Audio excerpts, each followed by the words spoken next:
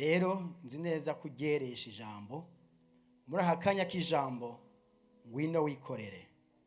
Ndagushimiye rero kuri kumwe natwe, ndagushimiye ko ugiye guhezagira ubwoko bwawe, ndagushimiye ko ugiye gufasha umuntu wese gutahura ibyo ushaka ko amenya. Mana, muri uyu mwanya nuhabwe icubahiro, umwanya wose ugiye ku imbere yawe Mana, fata control y'ibintu byose mu izina rya Yesu Kristo, amen. Yesu ashimwe. Mana ihezagire abaririmbyi, namankunda kubivuga kari abantu badasanzwe, kandi mwese muri abantu badasanzwe kuko muri abakozi b'Imana. Twatewe iteka ryo kuba mu ishengero ry'abakozi b'Imana, aha mwese Imana yabazanye hirya no hino, ibavanye hirya no hino kugira ngo muyikorere, kuko ibyo yateguye kera yabishizeho kugira ngo tubigenderemo. Yesu ashimwe. Uyu munsi rero turashima Imana, ni umunsi udasanzwe. Ngira ngo bari kuba banditse kuko ari Pentecote, bavyanditse.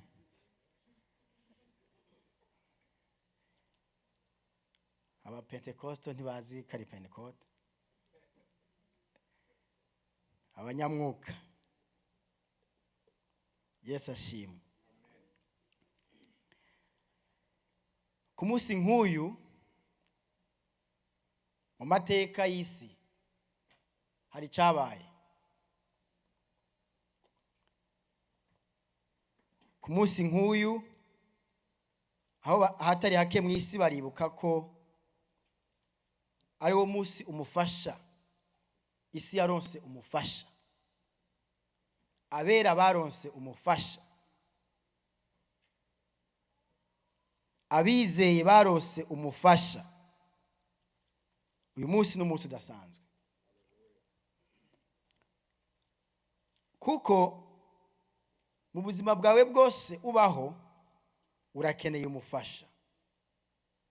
Nk'uko umugabo yari akeneye umufasha, niko umufasha akenewe ku muntu wese.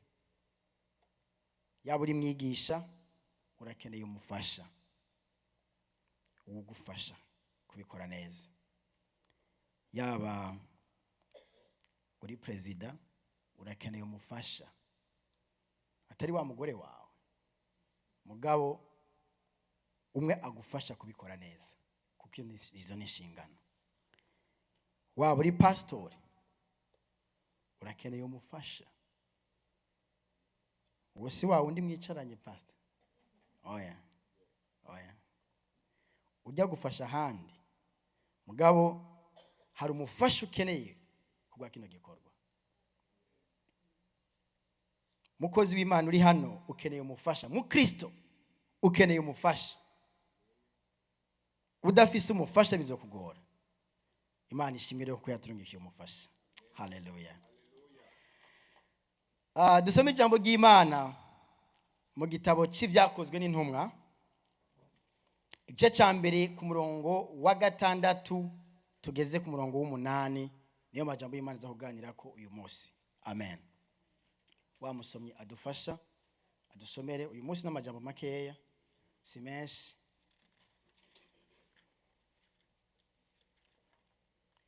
Mukozi w'Imana Kazungu. Igice cya mbere umurongo wa 6 gushika ku murongo w'8. Ndasoma mu izina rya Yesu Kristo. Haravuga ngo, nuko bakoranye baramubaza bati, mwami, iki gihe nico ugira ugarukana ingoma y'Abisirayeli? Arabishura ati, si vyanyu kumenya imisi canke ibihe data yashinze n'ububasha bwiwe wenyene, ariko muzohabwa ubushobozi nk'emu yera niyabaza ko muzoba ivyabona byo gushingira intahi Yerusalemu ni Yudaya hose ni Samariya no gushitsa ku mpera y'isi. Amen.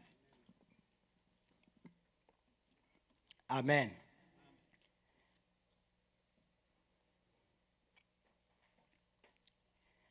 hari haheze iminsi 40 Yesu azutse.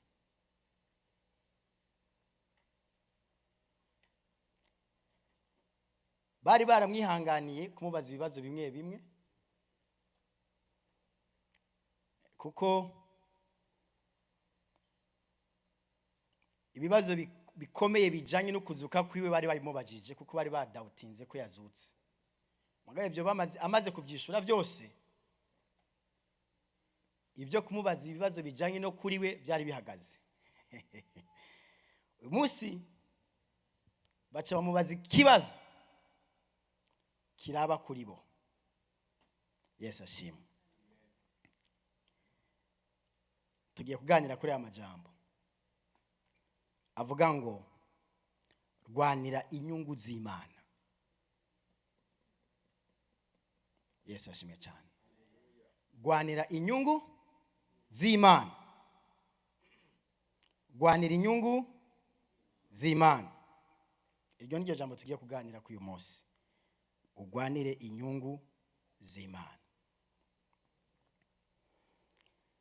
Impamvu mvuga ngo canke tugiye kuganira kugwana inyungu z'Imana nuko umuntu ashobora kugwanira inyungu ziwe canke zabo canke zacu canke ziki zanje zacu zabo ni mvuze zacu n'umuryango urimwo ishengero ririmwo iki igihugu kirimwo ibintu byose biri muri twe canke jejeje canke bo izo ni birashoboka ko umuntu agwanira inyungu ziwe zabo zanje zacu ibintu bene ibyo. Ariko tugiye kwiga ngo kugwanira inyungu z'Imana. Yesu ashimwe cyane. Inyungu z'Imana. Intangamarara y'iri jambo iravuga ibi: ukwikunda ni indwara y'umuntu wese. Ukwikunda ni indwara y'umuntu wese. Iyo ndwara turayivukana. Uko umuntu akura agenda atahura ko ibyo ashaka n'abandi babishaka, kandi igituma afise ibyo afise nuko hari abandi babimuhebeye. Byahereye ukiri kwibere, mukuru wawe aguhebera ibere uronka. Yesu ashimwe. Ku bantu bashobora kuba baragize amahirwe yo konka, benshi baronse. Abagize amahirwe yo kubona ba mama babo cyangwa kuguma bafise ba mama babo batagize ibibazo, naturellement mukuru wawe yaraguhebeye ibere hanyuma nawe usubira ko uronka. Yatari guhebera ntiwari konka. Uja mu ishure, uri imbere yawe yimuka intebe ayivako urayicarako. Uyu munsi ugiye mu kazi ukajamo kuko habonetse ikibanza, umwe yahavuye nawe urinjira. Iyo ugenda ubona bene ivyo bikwiriye kukwigisha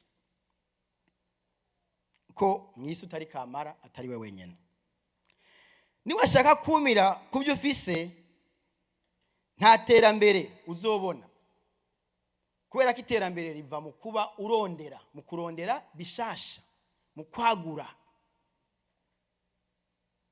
Kandi niwe ashaka ko ibyiza byose byitwa ibyawe canke ko bitahi wawe gusa uzobaho nk'imbohe, kuko uzosanga hari abandi bafise ibyiza kandi babishaka. Ugwanire kugumya bya byiza byawe, urangiza rimwe na rimwe bibure, umunsi bagupapure cyangwa upapure abandi, mugume gutyo ube hata security, uco hata mudendezo canke se freedom ufise, ubaho nk'imbohe. Uzoba umwasi w'abantu bose. Hari w'Imana yabwiye ngo uzoba umwasi w'abantu bose, abantu bose nabo bazokugwanya. Yabibwiye Ishimayeli iri kiramubwira kuri kazoza kiwe. Uzogwanya abantu bose kandi abantu bose nabo bazokugwanya. Kandi nta munezero uzogira kuko iyo nyifato yo kwikumakumira ko byose yo kwikunda, yo kurondera inyungu zawe gusa, n'Imana ari Imana ntiyemera, ntiyishigikira. Imana ishaka yuko ego wikunda, ariko kandi at the same time ukunde mugenzi wawe. Yesu ashimwe.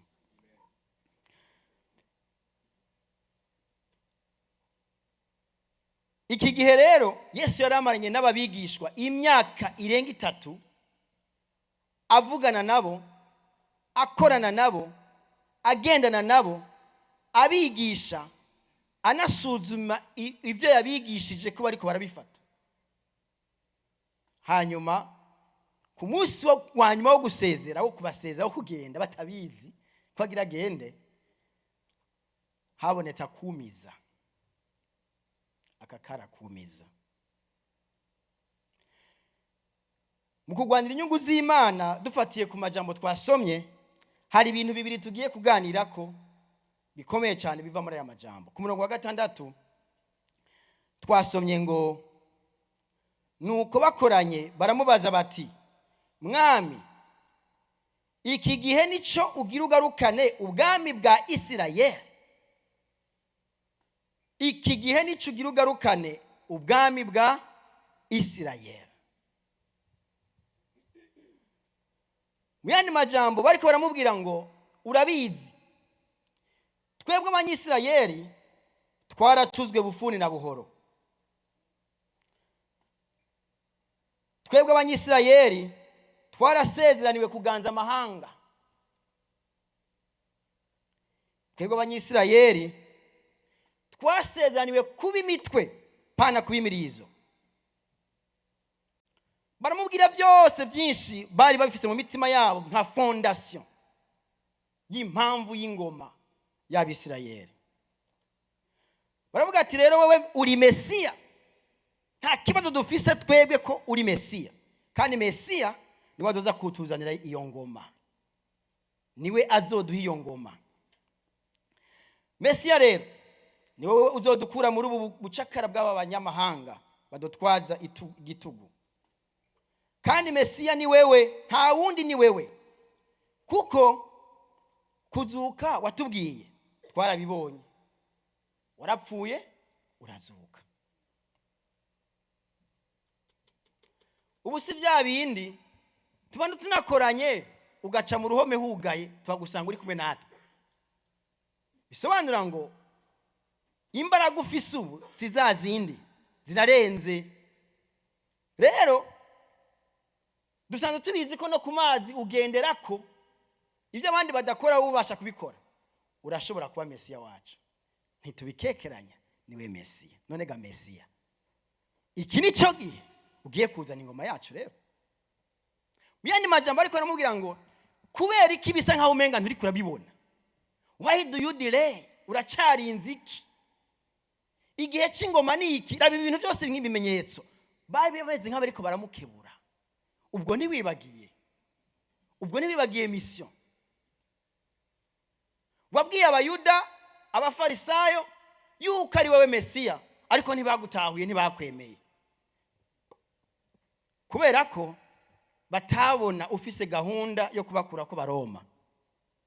Ariko noneho ubu twarabibonye yuko n'Abaroma bagushize mumva, barakurindisha basoda 2,000. Warabatsinze, warabanesheje. None niki gituma udafata inganje? Niki gituma udategeka? Niki gituma utarongora? Dukize ubu bwoko buriko buratugwanya muri iyi si, kugira ngo noneho twishikire mu masezerano yacu. Yesu arabumviriza, umutima we arabavuga ati, murashaka gutegeka ibihugu? Murashaka kuganza? Ubwiza bwanyu buri hehe? Icyo musumbije abandi se ni giki? Icyo musumbije abandi ni giki? Urwanko muri narwo, inzigo muri nayo, ishari rirabishe, ababagiriye nabi murondera kubagirira nabi, murashaka kwihora, murashaka kuzimya abantu mukoresheje Imana nkaho umenga yo si Imana y'abantu, si Imana ya bose. Yaba mwari muzi ko mwari babi, ariko ubuntu bw'Imana bwarabasanze buhitamwo Aburahamu imukuye mu nzu ya se asenga ibigirwamana, ataruka agororotse, barabapagani bo kwitsitso, ariko ndamuvanayo wenyene kugira ngo nze kumuhinduramwo ubundi bwoko. Ubwo bwoko nze ndabukoreshe mu guhindura isi, kuko navuze ngo muri Aburahamu niho amahanga yose yo mu isi azohega umugisha. Ivyo ni isezerano ryanyu, namwe murabizi, nimwe muzokiza isi, kuko isi yose yase mu biganza byanyu ku bwa sokuruza wanyu Aburahamu kubwo kwizera. None iryo sezerano rikomeye cyane ntabwo muriko muraryumva, murashaka gutegeka, yamara mu mitwe yanyu ntimurahinduka. Yesu biramubabaza, bimubabaje abishura mu rupfasoni rukomeye cyane, mu rupfasoni rukomeye cyane. Aravuga ngo nta mwanya afitanye namwe wo guterana no kubwishura ibintu byinshi, kuko narabibabwiye n'ubu ndabigisha ntimigeze mwumva. Noneho rero ivyo kumenya igihe cyo kuzana ingoma y'Abanyisirayeli nta mwanya ndabifitiye, si ibyanje. Ubu rero ni mubibaze data, mubibaze nde. Arabishura ati si byanyu kumenya iminsi canke ibihe data yashinze, n'ububasha bwiwe wenyene ubwiwe. Yani majambo mwebwe n'ubu ntimurabitahura, ntimurakavyumva. Ubu rero ntimusubiye kumva icyo kibazo, mwakimbagije kenshi kandi inshuro nyinshi cyane. Ntabwo ngisigaje ni kwishura icyo kibazo, vugana na data. Yani majambo reka babwira ngo ndabaraze aya mugongo, mwebwe ntimuzi ko mu minota mike ngoma ngende, iminota mike ndagiye. Ntimuze musubiye kumbaza ibyo bibazo, mumenye muzoza murabibazo. Kubera iki? Yabanye nabo, abigisha inzira y'Imana, abaha umutima w'Imana, abahumekera ko namwe mu w'Imana, abigisha amajambo y'Imana, ariko ntibigeze batahura Imana n'umugambi wayo. Agakiza Imana yashakira isi bari bazi ngo nakiwabo bonyene. Ibuyuda i Yerusalemu niho ubuzima bwose buri, ni twebwe. N'uyu munsi baracagapfanye. Imana imaze kwibona ihamagaye Paulo kugira ngo aze kubafasha kubahindura, kuko imitwe yabo ntiyari yumva. Bamutera amabuye inshuro nyinshi, bashaka kumwica inshuro nyinshi. Yesu ashimwe. Imana iravuga ati okay, ko nari nguhamagaye ngo bafashe kubahindura bakaba byanse, genda ndakwitwarira ugende kubihindurira wewe ubwawe. Ngaca bintumwa ku banyamahanga, ngo bumvise agiye ku banyamahanga ngo barashavura cyane, barondera uburyo bwose bogeri yari hose ngo bamwicishe. Ariko Imana ntiyashobora kubiyemerera, yaragiye. Ubutumwa bwiza rero bucabuza mu banyamahanga, jewe nawe cha turaburonka d'une façon directe. Imana ivuze ngo uburundi ku banyamahanga, twebwe twari abanyamahanga bene data, twari abanyamahanga ku masezerano, ntivyari ivy'iwacu. Isi yose ntabwo yari iri kandida w'Imana ya mbere. Niyo mpamvu na Yesu gihe bamubaza wa Munyekananikazi, yavuze ngo umwana wanje ragwaye, fashiriza umwana. Yesu amubwira ngo nta wofata umukate umutsima ngo uhereze utubwa. Yani majambo mw'abanyamahanga mwe mu rutubwa ku masezerano. Imana wamujyame abo umuntu w'umwizerwa cyane yizera, avuga ngo ariko nyakubahwa n'utubwa natwo twicara munsi y'ameza tugatoratora udukorotse hasi ku meza ya shebuja.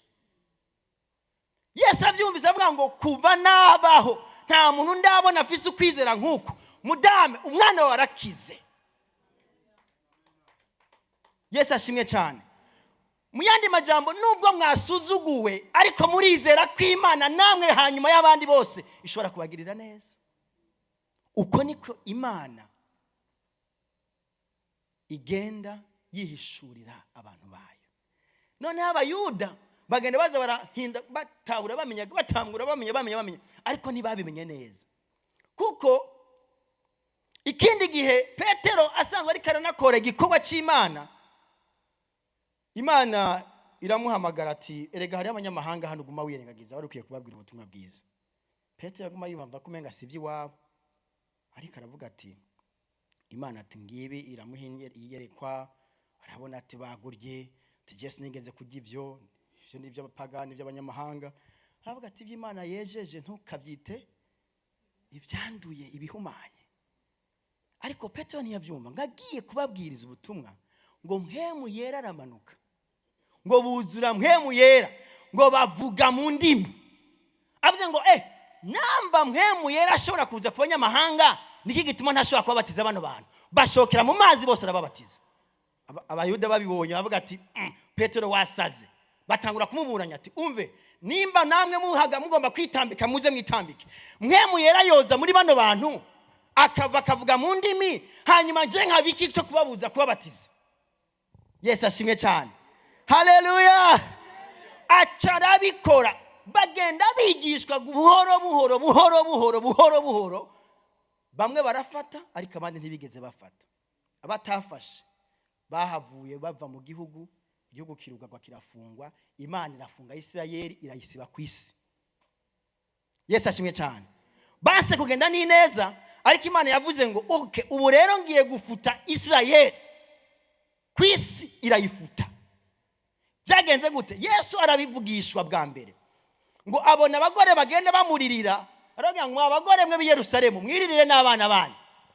Hanyuma ntibabitahura. Yesu bamubambye ku musaraba baravuga ngo amaraso y'umugororotsi azabahame. Pilato bibabwiye baravuga ngo ego turavyemeye, arakaduhama n'abana bacu. Ayo maraso yarabahamye n'abana babo. Mubisome muri Bibiliya ariko byanditse. Pilato yavuze ngo ndakaravye, ko mwase kunyumva ndakaravye. Ngwego karaba. Amaraso y'umugororotsi azobahama. Ngwego arakaduhama n'abana bacu. Baravyemeye. Nuko Imana yafuse Isirayeli, mugenda avuga ngo nzobirukana hanyuma ariko nzobagarukana mu misi ya nyuma. Nta myaka 100 iheze Isirayeli yongeye kuba Isirayeli. Mu 1948 Isirayeli yongeye kuba dekarare nk'igihugu kiriho mu isi. Ariko kuva mu mwaka wa 70 ku ngoma ya Nero, umwami Nero wa muri w'Abaroma, yashwiragize Isirayeli, arakatagura abakozi b'Imana, akatagura n'abantu bose b'Abanyisirayeli bose barahunga. Uko niki gihugu cyafisibye kivaho, Abarabu baragifata cyose basiga atakintu na kimwe kigihari. Uyu munsi ni gihugu kubera iki? Kubera ko Imana ari sezerano yarasezeranye yongeye gushitsa. Yesu ashimwe cyane. Turi mu misi ya nyuma rero. Uyu mwemu yera Bibiliya ivuga neza ngo Imana yatwaye agakiza rero mu banyamahanga. Baba Yuda bagiye hirya no hino baciye batangura kuvuga ubutumwa bwiza. Ubutumwa bwiza ushobora kubuvuga ni neza canke ni nabi. Mwase kuvugira Imana neza muzoyivugira nabi. Muzoyivugira mu gasho muvuga ubutumwa bwiza. Muzoyivugira hehe? Muzobuvugira mu mahanga mutari mukwiriye kujayo. Muzoja ahantu Imana itari yabateguriye bwa mbere, mubwo uko mwayigararije. Yesu ashimwe cyane. Kumvira Imana ngo biruta kugira ibimazi. Iyo wumviye Imana biruta gutanga ibimazi byinshi, biruta gutanga ya mashikano dutanga nubwo afashirwa cy'Imana. Kuko navyo biri mu kumvira Imana ubikoze wumviye Imana. Yesu ashimwe cyane. Ariko kumvira Imana bisumba gutanga amashikano, bisumba kuririmba no gusenga, bisumba kuvuga ubutumwa. Kumvira Imana biri hejuru y'ibintu byose. Abantu nibumvira Imana bazobaho neza, ariko abantu batumvira Imana bazorira, bazobabara, bazogoka. Yesu ashimwe cyane. Kandi kibabaje nuko iyo abantu bariko barakubitwa n'Imana bavuga ngo ni Satani. Oya, ishure ry'Imana iyo utagize ngo rimenye uradubura kandi ugakubitwa kabiri, ikagusubira kandi ugira gatatu kugeza wongi umenye. Yesu ashimye cyane. Abantu bavuga ngo bagomba kwigishwa na mpemu yera. Mpemu yera ninde yakubeshe? Mpemu yera ntiyigisha. Wapi? icyo mpemu yarakora aragufasha arakwibutsa akakwibutsa mu byo wize. Imana niyakwigisha izokubita ikigeragezo, niryo shure ry'Imana. Shure ry'Imana n'ikigeragezo. Mushaka amashuri murabijamwe, mushaka kwiga murajamwe neza pe. Nebukadineza yarize yiga imyaka 7 arisha nk'inka, imyaka 7 mw'ishamba arisha ngo akenge kagarutse ngo yibuka ko Imana ari isumba byose, ngo araza arapfukama aravuga ngo mana nari narishize hejuru ariko ubu noneho cijwe bugufi ndamenye kuri Imana. Abantu mukeneye kwirirwa muza kwigishwa basha mwagizwe inka, mwagizwe muri gihe muragi ivyatsi, mwahora muginja nziza, mwahora mwicara ku ntebe z'abami. Oya ntibikenewe, biragahera. Ariko ibyo byose biva ku mutima uciye bugufi, ubona agaciro n'akamaro k'abandi, urengana cyane inyungu zawe bwite, ukajya ku nyungu z'Imana, ukajya ku nyungu z'Imana, kuko inyungu z'Imana ziri collective. Ni wabona umuntu ariko arakorera abantu, azoba ariko arakorera Imana. Yesu ashimwe cyane. Ni wabona umuntu ariko arakorera abantu, akorera abantu n'umutima ubikunze, azoba ariko arakorera Imana. Nta yindi Imana uzokorera kiretse abantu.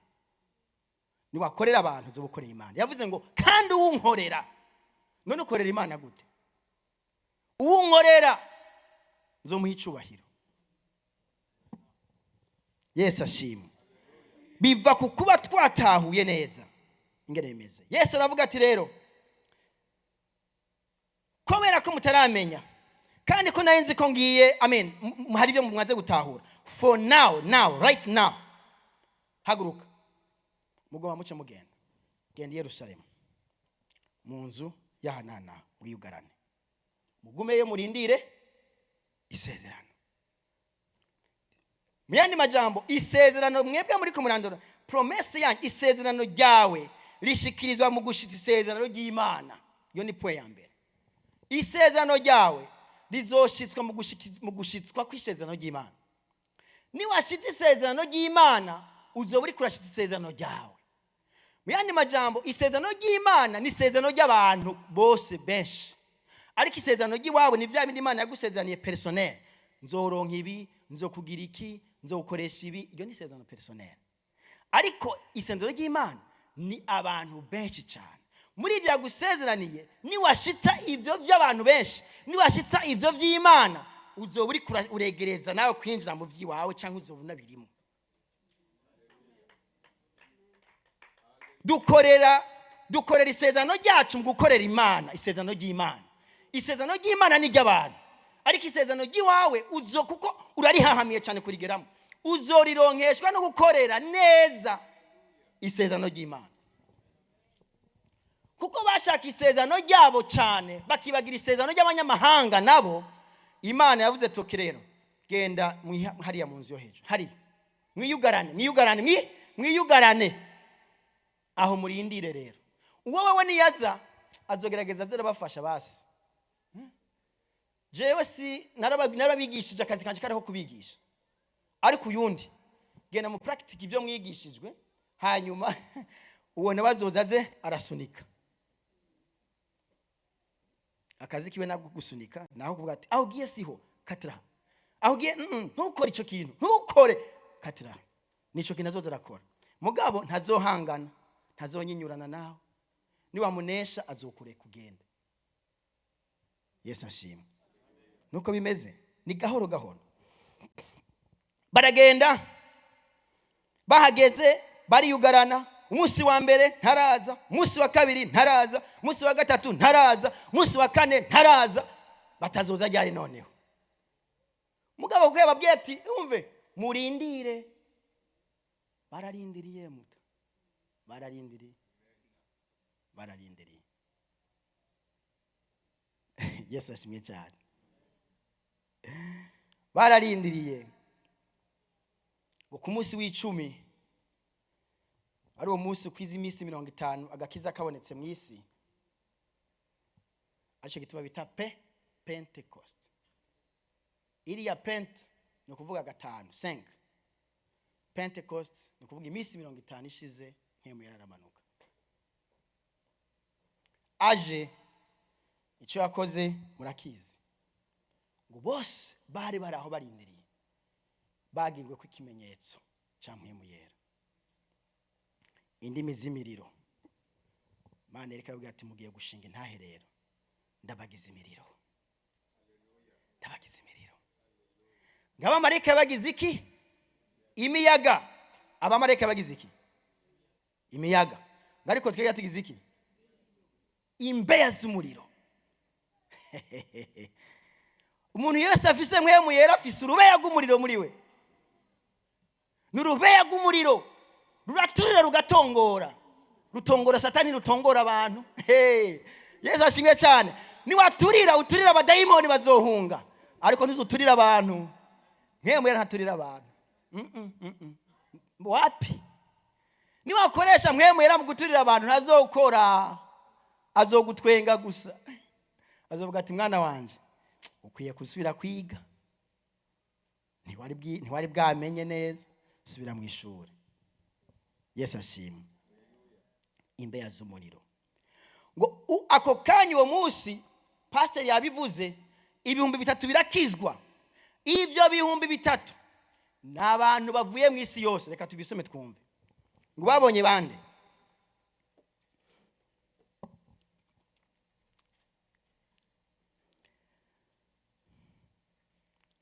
Yesu ashimwe cyane. Ngo Petero ariko arabasobanurira ibibaye munsi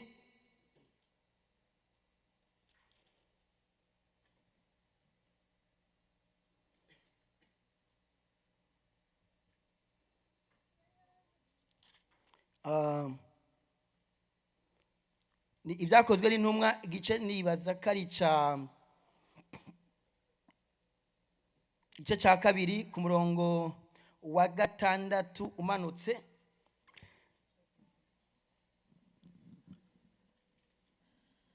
Baravuga umurongo w'indwi havuga ngo barumirwa bose baratangara bati, ibyakozwe n'intumwa igice cya 2 ku murongo w'indwi, baratangara bati mbega aba bose bavuga si abanyegalilaya abari bari muri iyo nzu? Mbega si abanyegalilaya? Kandi ni giki gitumye umwe wese yumva bavuga ururimi rwiwe rw'amavuko? Bariko baravuga indimi z'amavuko. Abo bantu bariko barashengerera bumviriza bavuga. Izo ndimi z'amavuko zari izihe? Bari abapariti, abamedi, aberamiti, ababa i Mesopotami, abiyudaya,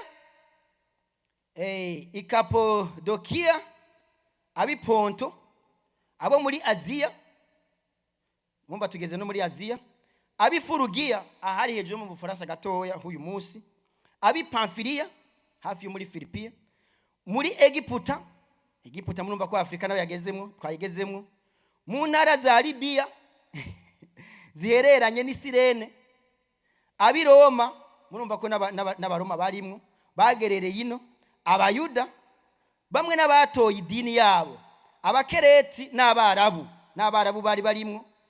Tukabumva bavuga mu ndimi zacu ibitangaza by'Imana. Yesu ashimwe cyane.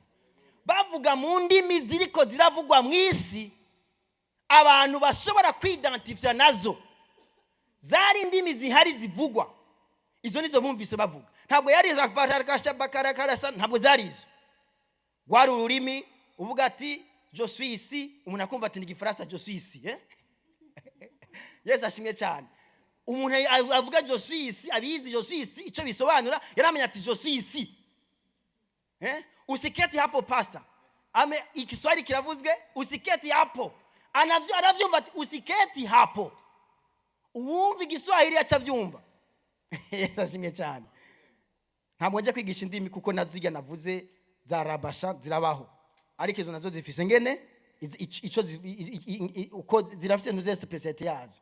Yesu ashimwe cyane. Ntimuze mwibaze ngo bazivuga ngo ntibaba bari mu mwuka. Oya.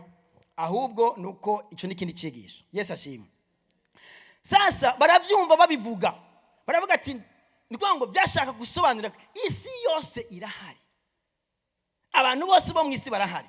Imana yababwira ngo ni ubutumwa bwiza bw'isi yose, ntabwo ari ubutumwa bwiza bw'abayuda mwenyene. Irifa ko mutahura yuko kwikwegera ko ni kwikumbakumira ko ibyiza by'Imana si wo mugambi w'Imana. Umugambi w'Imana ni yuko n'abariya bose bagirirwa ayo mahirwe, kuko nawe ntaco wahaye Imana gisumba ic'abandi. Wari umunyabyaha mu bandi bose. Ewe Isirayeli, nagutoye musanzwe mukora ibigirwamana, ndakuzana ndakugira ndaguhindura, none ugomba kwigira umweranda gusumba abandi. Hari abatari bari no mu bigirwamana, ariko ushaka kwigira igitangaza. Ineza nakugiriye ugomba kuyihokonesa. Yesu ashimye cyane. Imana yagukuye kure, uzoyirokonesa nkuko yagukuye kure. Ico ni ikintu gikomeye cyane cyambere Imana Yesu ari karigisha abigishwa. Isezerano ryawe rishikirizwa mu gushitsa isezerano ry'Imana. Ico ni ikintu cyambere. Ni gihe uri kuragwanira inyungu z'Imana, isezerano ryawe rimwe riri personnel rizoshikirizwa mu kwishura cyangwa mu gushitsa isezerano ry'Imana. Kandi isezerano ry'Imana waryumvise. Icya kabiri, isezerano ry'Imana rishitswa mu bushobozi bwayo. Amen. Rishitswa mu bushobozi bwayo. Abari biyugaranye muri yanzu, Mpwemu Yera yaraje, amaze kumanuka abasohora hanze kuvuga, abasohora hanze kugaragaza ibitangaza by'Imana. Ngo Petero asohoza wa mugambi mu kubwira abantu bose bari ngaho ico Imana yakoze. Wa Yesu umwe mwabamba, wa Yesu umwe yakubitwa amabuye, ntiyakubiswe amabuye ariko yakubiswe imisumari, yakubiswe n'ibiti. Yesu ashimwe. Wa Yesu yagiriwe nabi muri uburyo bwose. Uyo niwe turiko turavuga, niwe yatumye turonka uyu Mpwemu Yera muri ko murabona. Izi ndimi turiko turavuga niwe yaziturungikiye, kuko yavuze ngo nzobarungikira umwitsa. Uyo rero niyaza azobahagushitsa byose. Kimwe mu bimenyetso yaduhaye byagaragaje ko twarose bamwitsa nuko turiko turavuga zino ndimi ziwanyu mwese tutiza tuziga. Yesu ashimwe cyane. Isezerano ry'Imana rishitswa mu bushobozi bw'Imana, ntabwo rishitswa mu bushobozi bwawe muntu. Ni wakoresha imbaraga zawe mu gushitsa iby'Imana uzonanirwa. Hari uruhare rw'iwawe nk'umuntu, mugabo kandi ubikoreye mu Mana bigenda neza gusumba. Ubikoreye mu kumvira Imana bigenda neza gusumba. Ubikoreye mu mbaraga ziwawe uraruha cyane. Uraruha cyane. Birananiza, birarusha. Uzoryama uburitiro. Kubera ko ibibazo nivyo buri kurakwega. Ariko we woroheje ukagendera mu mbaraga z'Imana, birikora. Urumvira gusa ati genda gacugenda. Iyo wibuze ibyo uvuga uca usenga, ugaca usoma ijambo ry'Imana igacikubwira genda kurya, genda kurya. Yesu ashimwe cyane. Genda muyugarane, ja kure y'isi musenge, ja kure y'amosha mabi musenge. Baja mu nzu bariyugarana, baja kure y'amosha mabi, baja kure y'aho bashikira abantu. Uyu munsi jya gusenga Imana ufite telefone, warangiza ugasanga uracacatinga ku bantu n'abantu. Nagenda kubwiza ukuri, bazokudevisha. Nimba ugiye imbere y'Imana vya vrai, funga telefone. Yesu ashimwe cyane.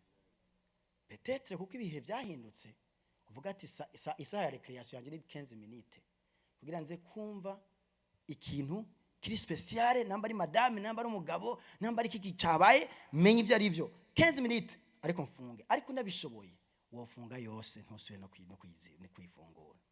Mugabo bidakunda uri haka recreation gatoya. Yesu ashimye cyane. Ariko gusenga na telefone hano, wumviriza hano, usoma ama message, ukurikira YouTube, zero. Birakudevisha umurongo.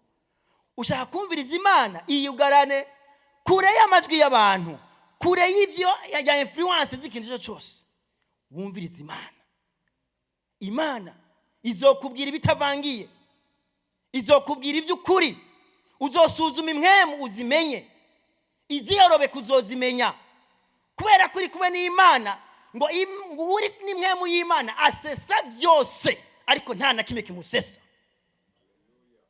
Asesa byose. Uje nk'umubeshi ndakumenya, asesa byose. Umutima arawumenya, ikiri nyuma y'ivyo uri kuravuga ndakimenya, kubera ko iraguha discernement. Yesu ashimye cyane. Ubironka kubera ko wa connecte, wagiye kure y'abantu. Yesu ashimye. Je naraye hano muri rusengero uyu munsi. Naraye hano natashe 3:16 zo mu gitondo. Yesu ashimwe. Ukuvuga umuntu yaje 3:16 nimba hari hano ashira utoke hejuru, ndabwira ko atawe uhari n'umwe muri rusengero. 3:16 nta muntu n'umwe muri rusengero bigera kandagiza ikirenge hano. Nimba hari nashira ukuboko hejuru ampenyuze. Yesu ashimye cyane.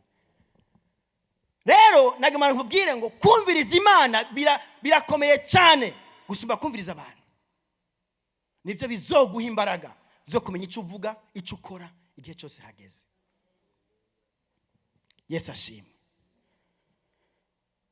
Bo bashaka power. They wanted the power, power against the world. But God gave them power for the world. Bashaka ingoma y'Abanyisirayeli baganze isi yose bayitegeke. Power against the world. But God, He gave them power for the world. Yabahaye imbaraga zo z'isi, imbaraga zifasha isi, imbaraga ziyegereza isi. Iravuze ngo nanje ninabambwa ku musaraba nzokwirehereza ko amahanga yose. Ibyo byose yarabivuga ariko bigaca inyuma y'amatwi, bumva ngo ni twebwe, kuko bari bumva ko bamaze kugirirwa amahirwe. Kuba we Imana yagiriye neza uyu munsi ntibisobanura ko atabandi izogirira neza. Every day Imana irikiragirira abantu neza. Every day, every minute. So niba yakudodesheje uyu munsi, yakudodesheje shima, ariko menye ngo hafi yawe, hirya yawe hari uyundi nawe ariko aradodeshwa, hari uyundi ejo azoza. Imbaraga ufise uyu munsi ntuzozihorana, oya, ariko hari abandi bazovyuka. Aba bana banyu barashobora gukoresha ibitangaza mwicaye ngaha, muri hano twicaye ngaha twese twicaye hano, kubera ko Imana ntiririmite n'ikintu na kimwe. Amahanga yose agura umutima wawe, agura umutima wakira abantu, agura umutima ukunda abantu. Ubakunda utabakundisha amajambo ariko bakundisha umutima. Abantu bavuga ngo ndagukunda akagukunda ku munwa ntagukunde mu mutima. Oya, ibyo sivyo Imana ishaka, sizo mbaraga z'Imana yaduhaye. Yaduhaye mpemu yera n'urukundo, yuzuye imbabazi n'ubugwaneza. Reka dukundane. Niko kuba spirituel. Umuntu w'imwemu uvuga rabashakadara pakira karosa, sivyo. Umuntu w'imwemu ni ufise urukundo. Umunyamwemu wa vrai afise urukundo. Umunyamwemu wa vrai akunda Imana akayikorera. Umunyamwemu wa vrai arasuzugurika, akemera gutukwa, ariko ibanga ry'Imana rigendana. Hallelujah. Wowe ni umunyamwemu wa vrai. Bashaka power. Isi iragwanira power muri iyi minsi mu buryo budasanzwe. Abantu bashaka imbaraga kugira ngo bemeze abantu. Abantu bashaka abantu bose babakunda cyangwa bakabemera bakabumva. Ibyo si by'Imana ishaka. Bene data, ba Pawulo ibitutu byabo byakiza abantu, ariko ntibigeze bigira gakomeye. Oya, imishwaro yabo abantu banaza ati mpa uwo mushwaro wawe ihanaguje, bakaca bagenda bakiza amakanseri n'ibindi bibazo bitandukanye. Ariko ntibigeze bibabura, ntibigeze bigira ibikomeye. Baciye bugufi, aho batukwa bakemera kuca. Ntibashatse kwemeza abantu iby'Imana gose ngo babubahire ibitangaza bikomeye. Oya, baraca bugufi bakabikora bakarengana. Yesu ashimye cyane. Imana ikanezerwa. urashaka kunezereza Imana, kunda abantu ubakorere bose. Iyo uvuze ngo kunda abantu si gukunda 50 muri 60, oya, ni 60 muri 60, kuko abo ni Imana yagushikirije. Nimba ari usohotse hanze ukaba ufise ni 100 si 99, oya ni 100. Nimba ari kimuga, nimba ari utavuga, nimba ari utize, nimba ari ukenye, abo bose ubwirizwa kubakunda, ubwirizwa kubakorera. Abo bose ugomba kubegera. Yesu yavuze ngo nimwakunda bakunda gusa muza mufise impera ki, ubwo bugwi mu buce mu izina rya Yesu. Tangura mugendera abantu batazwi mu rusengero, mumenye aho barara, mumenye ivyo bakora, mumenye ibibera gishinga. Yesu ashimwe. Ndashima Imana ko harimo abantu hano bakunda kuba bahizi. Umuntu aje mu rusengero bwa mbere baremera bakitanga. Kazungu Imana guhumugisha. Uyu mugabo afise impemu yo gukorera abantu. Uyu mugabo afise servitude muri we, arakorera abantu. Service. Imana guhezagire. Yesu ashimwe cyane. Umwe wese narokonese ingabire Imana yamuhaye ayikoreshe. Ayikoreshe. Imisi yose ya mukozi w'Imana yashitse, Kazungu yamye amutwara n'imodoka. Yamye amusangiwe. Bira neza. Sinzi uko bingana, ariko Imana iguhumugisha kubyo ko wakoreye buri mukozi w'Imana. Haleluya. Ndasenga ngo Imana iguhumugisha mu izina rya Yesu. Imana iguhumugisha n'umuryango wawe n'abana bawe, kuko wakoze ikora kinashikirwa. Abandi mumeze nkawe. Si bibi kwigira ku bantu bakora neza. Umwe wese mu mavuta yiwe tumwubahe mu izina rya Yesu Kristo. Kandi hari n'abandi bafite izo ngabire, muzikore nimusura abantu, muraba abantu kubera n'urukundo rw'Imana. Yesu ashimwe. Haleluya. Uko niko Imana ishaka ko tumera. Imbaraga z'Imana nizo ku bantu, ntabwo ari izo kugwanya abantu, nizo gufasha abantu. Abashaka guprovinga imbaraga z'Imana no kubazifise bariho, ariko bazokubitwa. Igitabo cy'ibyakozwe n'intumwa nico tugusoma gusa uyu munsi 19. Ibyakozwe n'intumwa 19.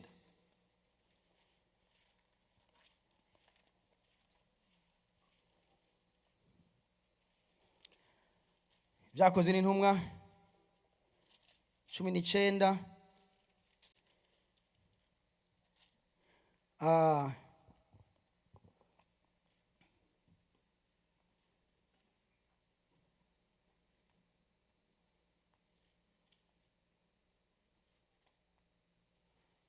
Turahera ku murongo wa 13.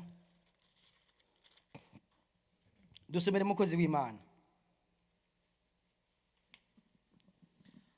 Ndasoma mu izina rya Yesu Kristo. Haravuga ngo ariko inyererezi zimwe zo mu Bayuda zasenda impwemu zihumanye zigerera kuvugira izina ry'umwami Yesu hejuru yabatewe n'impwemu zihumanye, ziti tubarahiye Yesu uwo Pawulo avuga. Kandi hariho abahungu ndwi b'Umuyuda yitwa Sikewa, umwe mu baherezi bakuru, bagenza batyo. Impwemu ihumanye irabishura iti Yesu ndamuzi na Pawulo ndamuzi, ariko mweho muri bande? Umuntu arimo impwemu ihumanye abagurukirako bompi, arabanesha, arababirika, bahunga muri iyo nzu bambaye ubusa bakomeretse. Ibyo bimenyekana mu Bayuda no mu Bagiriki bose baba muri Efeso. Bose baterwa n'ubwoba, izina ry'umwami Yesu rishirwa hejuru. Amen. Imana iguhumugisha. Igereza. Hari abantu bazomaramara kubera ko bashaka gukoresha imbaraga z'Imana ku nyungu zabo bwite.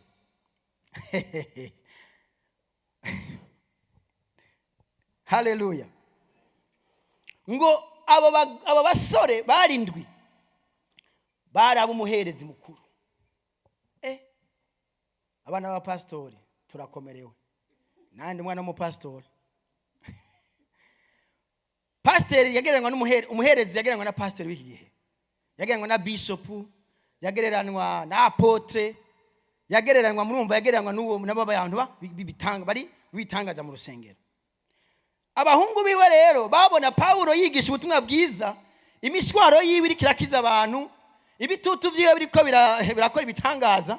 Baravuga bati rero twabonye abantu bagwaye abadayimoni ngo bagira kagwi, ngo bagenda baza baravuga bashaka kugira ngo berekane imbaraga zabo mu bantu ko nabo bakomeye. Sha umunsi umwe aba nabo ngo barahaguruka, urekana ko dukore nk'ibyo bari barakora. ngo baragenda kuri umwe ati ngo ndakwiru ngo tukurahiye mu izina rya Kristo wa wundi Paulo avuga muvemwo. Basha mutipa arababwira ati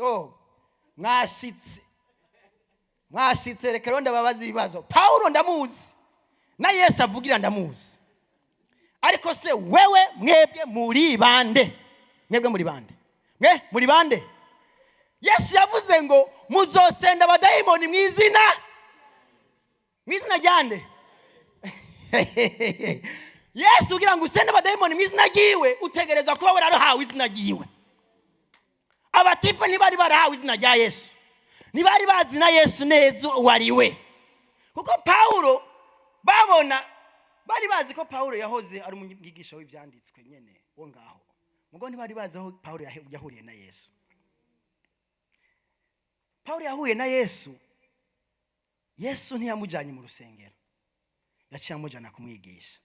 Ibyo mwari mubizi? Yaciye amujana kumwigisha. Ishure rya Paulo mbega ryari rimeze gute? Paulo yirirwa arakora ku murango, mwijuru atashe agaca aja mu ishure.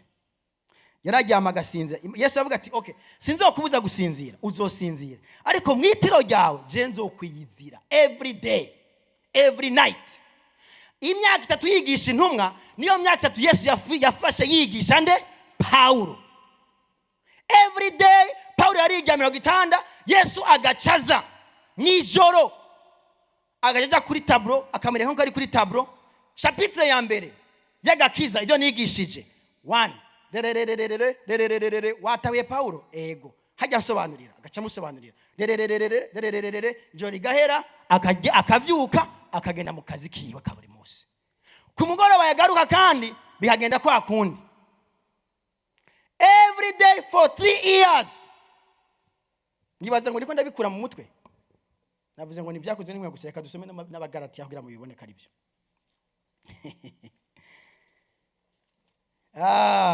Ijambo ry'Imana riraryoshe. Imana ni nziza, Imana ni nziza. Abigalatiya cha kabiri.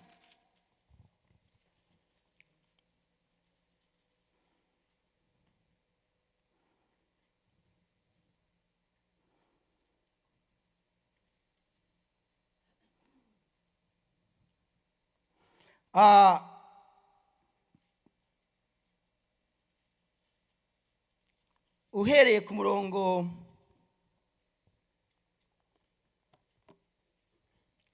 igice cya mbere, uhereye ku murongo wa 15 twumve ngene havuga.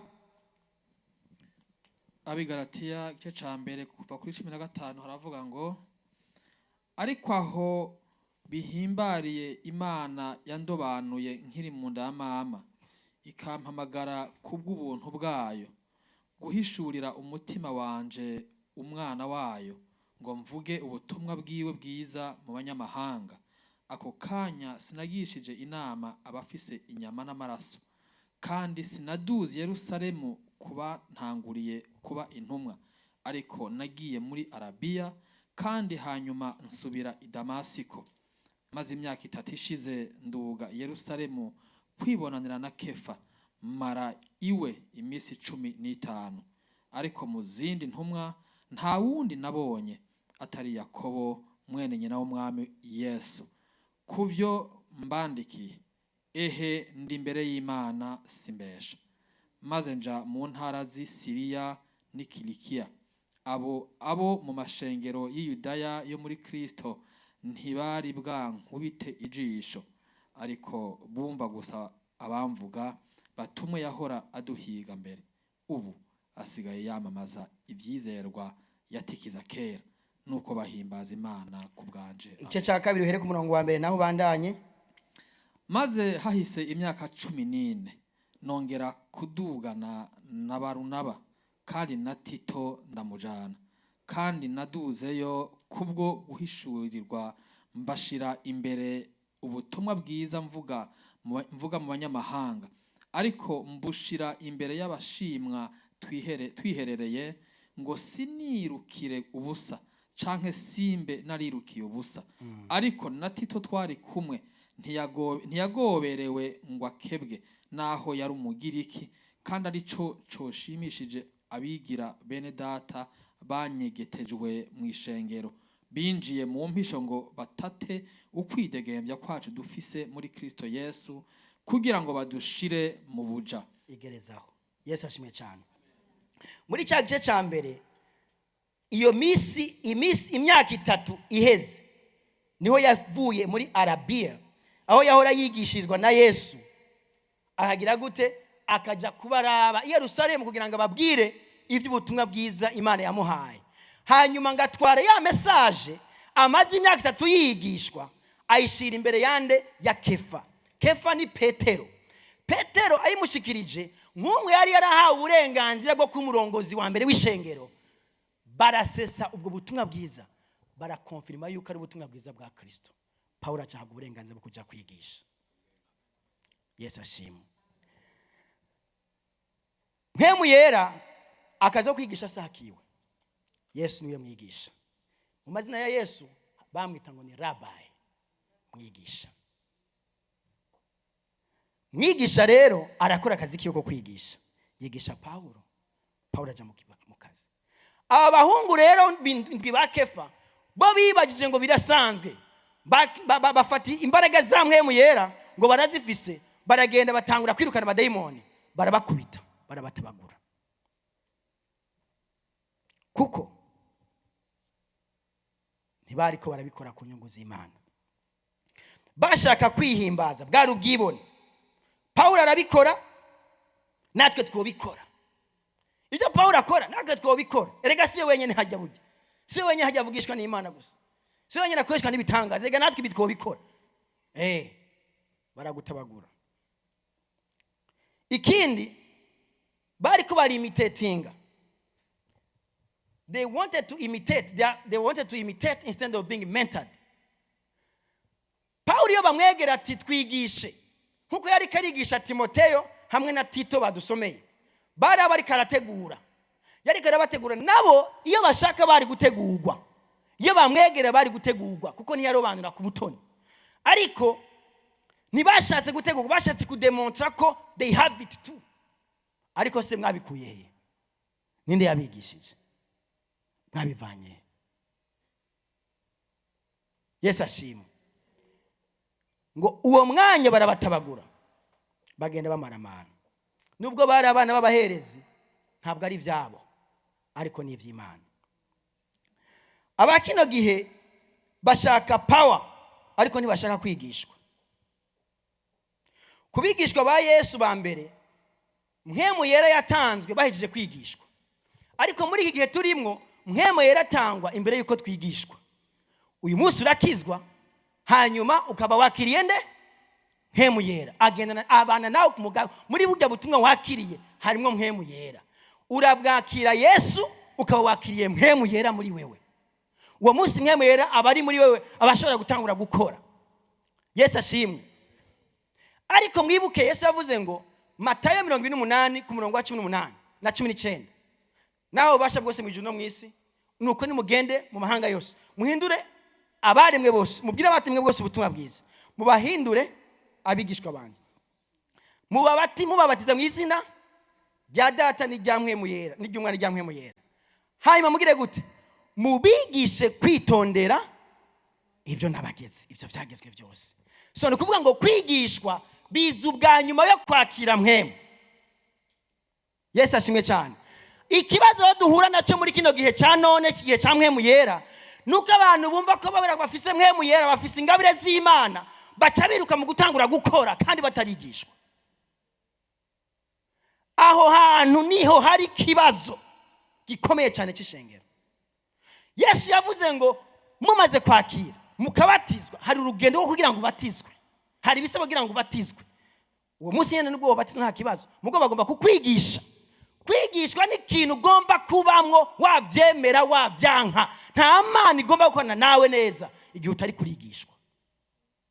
Kwigishwa rero mu rusengero gusa ntibihagije, kuko ngaha mu rusengero havuga amajambo y'Imana, amwe yo kuturemesha, ayandi yo kubana n'abantu, ibintu bitandukanye cyane. Mugabe inyigisho niziguhera kuri A kugera kuri Z, bikamenyekana ngo uyu kuva kuri A kugera kuri I arabizi, kuva kuri I kugera kuri F arabizi, bikaba bizwi ngo uyu muntu ari muri kino ciciro.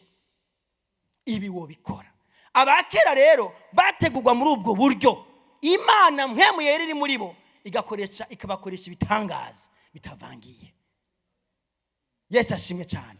Birakwiriye rero ko natwe dutahura mpemu yaradufise akore neza. Irifo ko tuba mu nyigisho z'ijambo ry'Imana, tuba kwa Yesu, tuba mu byo Yesu yavuze mubigishe. Ni bandi yabwiye bigisha? Bamwe yigishije nibo bafise responsibility yo kwigisha. Abo yigishije hari abandi bigishije, abo bigishije nibo bafise responsibility yo kugira gute kwigisha. Biragenda kugeza n'uyu munsi. Niyo mpamvu iyo autorité yo kwigisha igomba kubaho ifise aho yavuye. Uri connecte kuri nde? Mbega uja kuri YouTube, uwo muntu ariko arakwigisha kuri YouTube nta relation mufitanye direct n'umwigisha wawe gute? Hari itandukaniro rya information na training. Yesu ashimwe cyane. Iyo uri kurara ibintu, usoma ibintu, nta mwigisha ufise, uri kuri informa ariko nturi kuriga. Yesu ashimwe cyane. Training ugomba kuba ufise umwigisha, akaguhera kuri A ahugeza hano, akaguha ama examen, akaguha ama test, watsinzwe akabimenya ko watsinzwe, akagukosora. Hanyuma amaze kugirira evaluation akaguha impamya bushobozi. Aguhaye impamya bushobozi nuko yabaguhaye mpemu yera. Yesu yatanze mpemu yera kuko bahejeje kwiga. Uyu munsi mu bukristo twakira impamya bushobozi imbere yuko twiga. Ntacyo bitwaye uko ariko Yesu yabishimye, ariko yavuze ngo uramenye uzoca ugenda ubanze wigishwe. Ni wewe ufise iyo responsibility yo kurondera kwigishwa. Ariko cyane cyane aba barongozi bacu ba pastor n'abandi niyo bagomba kubidukorera. Yesu ashimwe cyane. Ni ngombwa ko twigishwa kugira ngo dushobore gukorera Imana neza. Atari ibyo tuzokora ibyo twishakiye, ibisunitswe n'impemu byacu, ivyiyumviro byacu, hanyuma dukubitwe n'Imana kuko twabaye intumva. Haleluya. Mpemu yera yaratanzwe n'imbaraga n'ubushobozi, ariko yifuza yuko tumukorera tugakora neza kugira ngo nitse tumumara amazi. Yesu yatanze mpemu yera kugira ngo tumwumvire, azodushoboze gushitsa ibango ry'icyo yaduhamagariye. Bantu b'Imana, ubwo nibwo butumwa bw'uyu munsi. Mubwakire.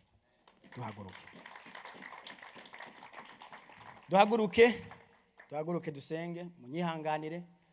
Sinkunda kurenza amasaha, ariko uyu munsi byashitse, ndabasabye imbabazi cyane. Reka dusenge. Wewe ni uzi ico wumva wipfuza ku Mana, ico wipfuza Imana kigukorera. Fata, yibwire, vuga, yibwire uko uvyumva kugira ngo Imana igira ikuvanye naho igushikanye, igukoreshe ivyo yagambiye gukoresha. Ishitse isezerano ryawe, ariko watawe neza ko rizosohorezwa mu vyayo nayo nyene. Hanyuma imbaraga z'Imana zikoreshwe neza biciye mu rutonde Yesu yatanze. Kaze dusenga Imana.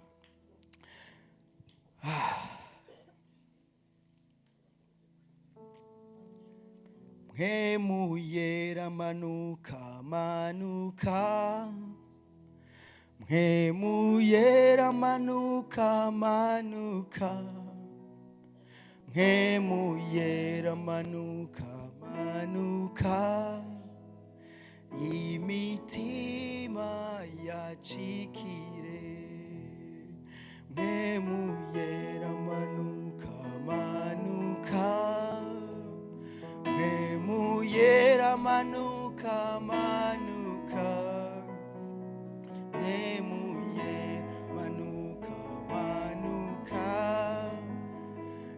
imitima yacikire. Data, mu izina rya Yesu Kristo, turi hano nk'ishengero ryawe mwami rya CRC.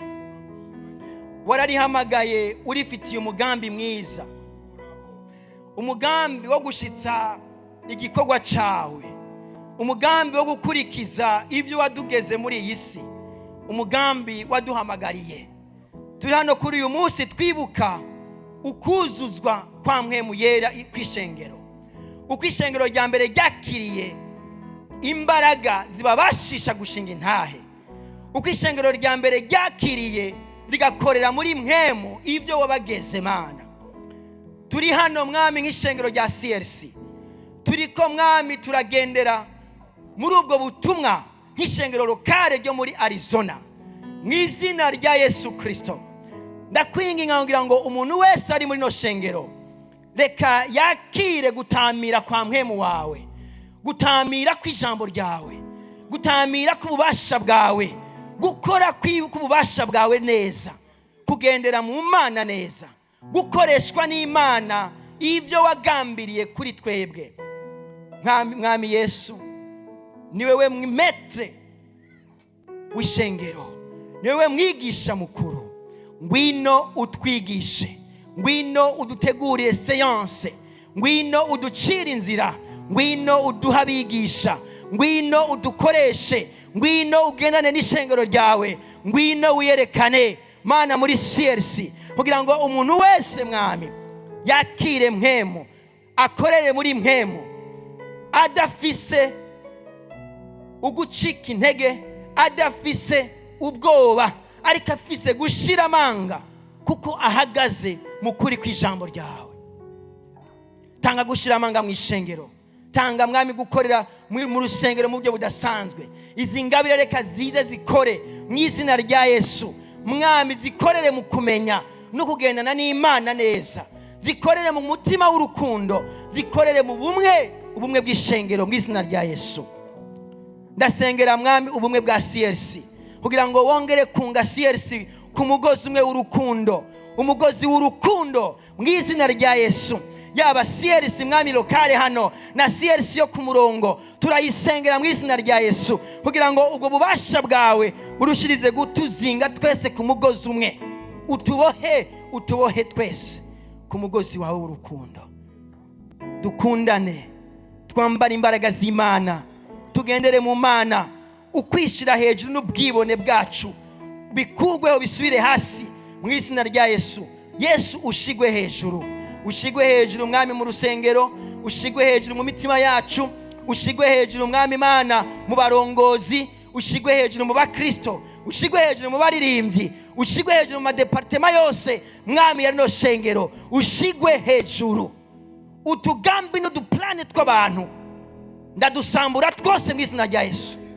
Ndavuga ngo umugambi w'Imana ugire preeminence muri no rusengero mu izina rya Yesu.